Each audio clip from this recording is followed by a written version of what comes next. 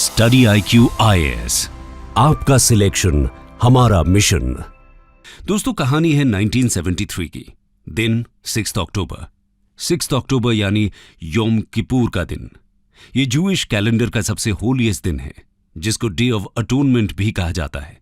दुनिया के सबसे बड़े जूइश नेशन यानी इजराइल में ये नेशनल हॉलिडे का दिन था। पूरा देश अपने घरों में ये त्योहार मना रहा था। हॉलिडे की वजह से इजरायली बॉर्डर्स पर ट्रूप्स की स्ट्रेंथ भी कम थी। इजिप्ट और सीरिया इसी बात का फायदा उठाते हैं और इजरायली फोर्स से 10 गुना ज्यादा फोर्स के साथ उस पर आक्रमण कर देते हैं। और इसी के साथ शुरू होता है योम किपुर वॉर ऑफ 1973। इसको अक्टूबर वॉर, रमादान वॉर या फिर अरब इजरायली वॉर ऑफ 1973 के नाम से भी जाना जाता है। ये इजराइल के एग्जिस्टेंस पर अब तक का सबसे बड़ा अटैक था। लगभग 25 दिन चले इस वॉर ने मॉडर्न वॉरफेयर की थियरीज और अरब वर्ल्ड की जियोपॉलिटिक्स को पूरी तरह बदल कर रख दिया। क्यूबन मिसाइल क्राइसिस के बाद यह वॉर पहला इंसिडेंट था जब यूएस और यूएसएसआर के बीच एक मिलिट्री कॉन्फ्लिक्ट होते होते रह गया। तो ये सब कैसे हुआ, क्यों हुआ और इसके क्या परिणाम रहे? दोस्तों, हर वॉरफेयर की तरह यह वॉर भी यूं अचानक शुरू नहीं कर दिया गया। इसकी नींव भी बहुत पहले ही रखी जा चुकी थी। ये तो हम सब जानते ही हैं कि इजराइल के लैंड को लेकर अरब वर्ल्ड और जूज कम्युनिटी के बीच कितने लंबे समय से डिस्प्यूट चल रहा था। इस डिस्प्यूट को लेकर इजराइल और अरब वर्ल्ड के बीच पहले भी कई फुल फ्लेज्ड वॉर हो चुके थे। लेकिन योम किपुर वॉर का मेन ट्रिगर 1967 में हुए 6 डे वॉर में छिपा हुआ था, जिसमें इजराइल को एक शानदार जीत हाथ लगी थी। इसमें एक तरफ इजराइल था और दूसरी तरफ पूरा अरब वर्ल्ड। लेकिन उसके बावजूद इजराइल ने इसमें अरब वर्ल्ड को हराने के साथ साथ अपने ओरिजिनल साइज से 3.5 गुना ज्यादा टेरिटरी पर कब्जा किया। यह पूरे अरब वर्ल्ड के लिए एक बहुत शर्मनाक हार साबित हुई, क्योंकि इतनी बड़ी बड़ी अरब कंट्रीज उस छोटी सी कंट्री के हाथों हारी, जिसको उनके मुताबिक एग्जिस्ट करने का भी अधिकार नहीं था। इसमें सबसे ज्यादा लॉस जॉर्डन, इजिप्ट और सीरिया का हुआ, क्योंकि जॉर्डन से वेस्ट बैंक, सीरिया से गोलन हाइट्स और इजिप्ट से उसका साइनाई डेजर्ट और गाजा स्ट्रिप छीन लिया गया। ये सब अब इजराइल के कंट्रोल में थे। यहां इजराइल चाहता था कि वो इन ऑक्यूपाइड टेरिटरीज को अरब वर्ल्ड के साथ बार्गेनिंग चिप की तरह यूज करेगा, ताकि वो लोग इसके बदले इजराइल को रिकॉग्नाइज कर लें। लेकिन अरब वर्ल्ड इजराइल की बात सुनने को तैयार नहीं था। इस वॉर में मिली हार के बाद इजराइल से डील करने के लिए अरब कंट्रीज अब 3 नोज का कॉन्सेप्ट लेकर आई। मिडल ईस्ट का जरा भी लैंड देने को तैयार नहीं थे। वो अब बस ये चाहते थे कि इजराइल उनकी ऑक्यूपाइड टेरिटरीज वापस कर दे और खुद को वहीं तक सीमित कर ले, जैसा 1948 में यूएन के पीस प्लान द्वारा डिसाइड किया गया था। खैर, इस बीच अरब वर्ल्ड पूरी दुनिया को यह दिखा रहा था कि वो अब भी इजराइल को किसी भी सूरत में रिकॉग्नाइज नहीं करेंगे। और उनकी इन बातों से यह साफ जाहिर था कि इजराइल और अरब वर्ल्ड के बीच जल्द ही एक और वॉर होने वाला है। तो चलिए अब उन इवेंट्स पर नजर डालते हैं जो इस वॉर से पहले इस रीजन में अनफोल्ड हो रहे थे। Events leading to the war. दोस्तों, 6 डे वॉर और योम किपुर वॉर के बीच के पीरियड में इस रीजन में बहुत से इंपॉर्टेंट चेंजेस हो रहे थे। जैसे कि अब तक जॉर्डन इजराइल के अगेंस्ट था और उससे 6 डे वॉर में बुरी तरह हार चुका था। जॉर्डन के वेस्ट बैंक पर अब इजराइल का कब्जा था। लेकिन इस बीच कुछ ऐसा हुआ कि जॉर्डन इजराइल की साइड हो गया।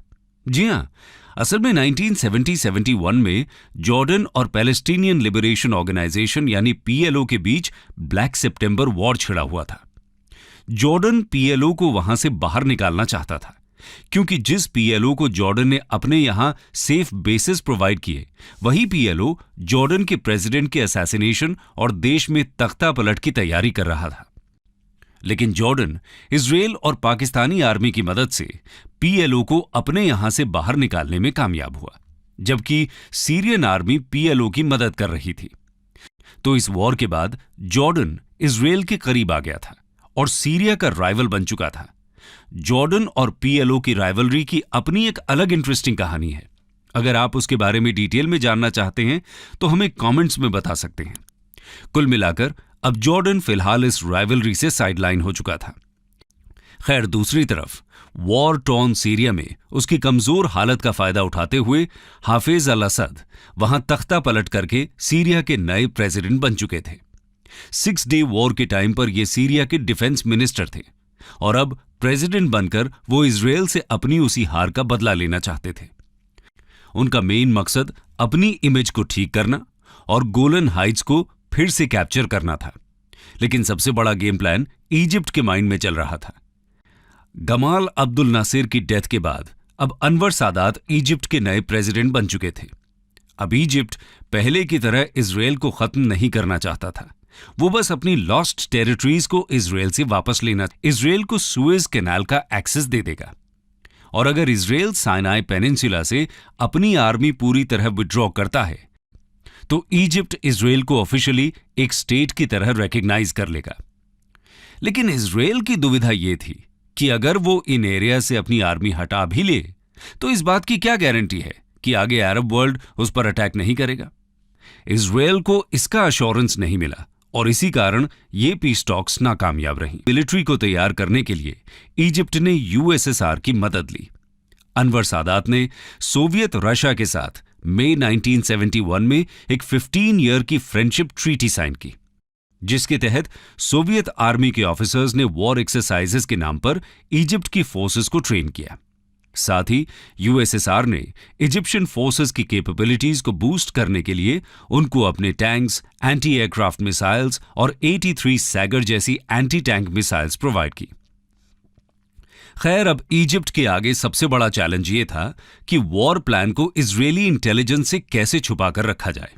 इसके लिए अनवर सादात ने इजिप्ट के फॉर्मर प्रेसिडेंट गमाल नासिर के सन इन लॉ अशरफ मारवान का सहारा लिया, जो कि एक इंटेलिजेंस ऑफिसर थे।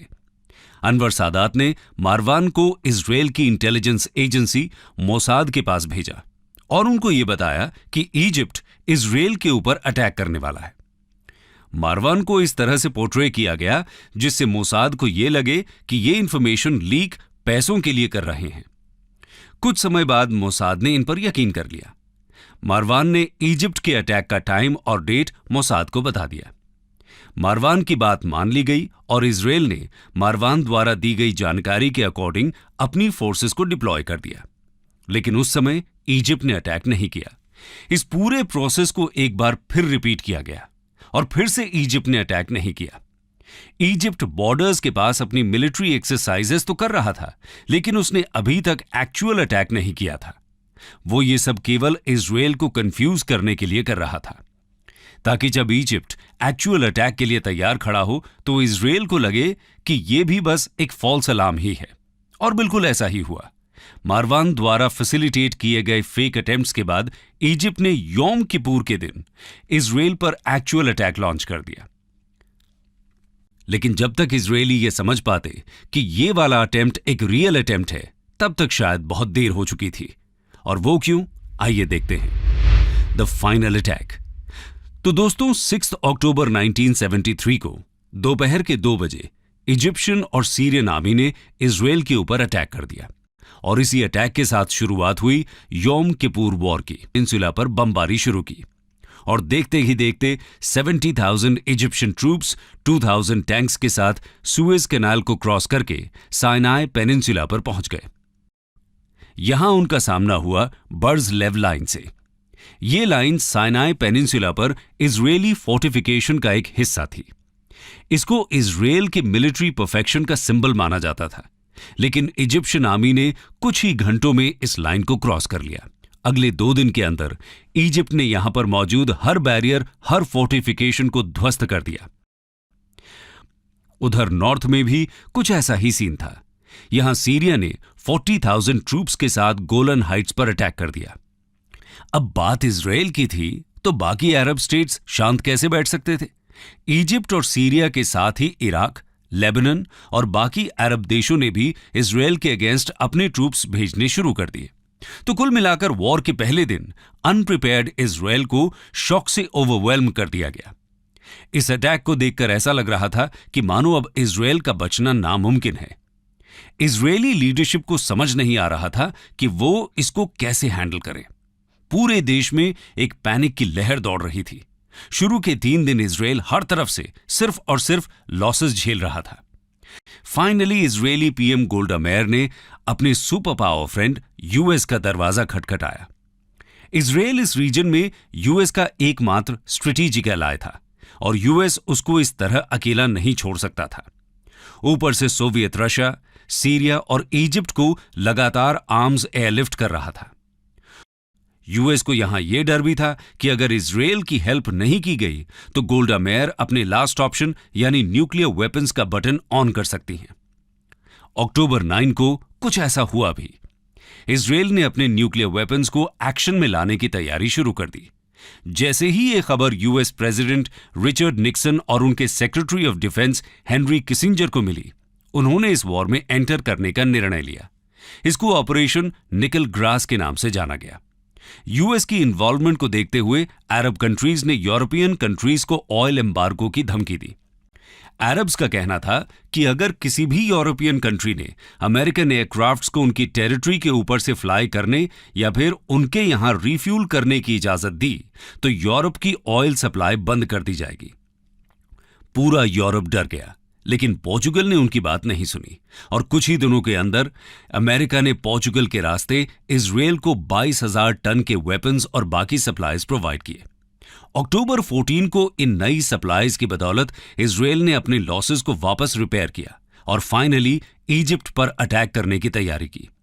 उन्होंने साइनाई पेनिनसुला से इजिप्ट को पीछे धकेलना शुरू किया। इजरायली फोर्सेस इजिप्शियन फोर्सेस से लड़ते हुए सुएज कैनाल को क्रॉस कर इजिप्ट में एंटर कर गए। यहां इंटरेस्टिंग बात यह है कि इजिप्ट की ज्यादातर फोर्सेस अब भी साइनाई पेनिनसुला पर खड़ी थीं। उनको ये ऑर्डर्स मिले हुए थे कि जब तक ये वॉर खत्म न हो जाए तब तक किसी भी सूरत में उनको वहां से वापस नहीं आना है। और इस वजह से सबसे पहले इजिप्ट में एंटर करने के बाद उनकी एंटी एयरक्राफ्ट मिसाइल्स को डिस्ट्रॉय किया, जगह वेपन्स डिप्लॉय किए। इसके बाद इजिप्ट की खुद की एयरफोर्स अपने घर में एंटर नहीं कर सकती थी।